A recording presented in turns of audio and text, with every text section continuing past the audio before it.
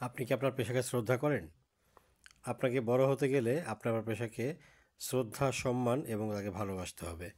দেখুন, আমি আপনি জুতা পরে কত জায়গায় যাই, বাজারে যাই, হাটে যাই, ওয়াশরুমে যাই, বিভিন্ন জায়গাতে যাই, রাস্তায় হাঁটি, কত ধরনের ময়লা থাকে। অথচ একজন জুতার কারিগর বা যাকে আমরা মুচি বলে থাকি, দেখেন তিনি কিন্তু তার পেশাকে যথেষ্ট শ্রদ্ধা করেন বলে আমার ময়লাযুক্ত জুতোটা কিন্তু সে পলিশ করে তার রুজিরুটির ব্যবস্থা করে। তাই আপনি অবশ্যই যদি নিজেকে তৈরি করতে চান তাহলে আপনার পেশাকে শ্রদ্ধা করতে হবে, ভালোবাসতে হবে এবং আপনার পেশাকে যদি আপনি নিজে ভালোবাসেন তাহলে কখনো আপনি ফিডব্যাক পাবেন না।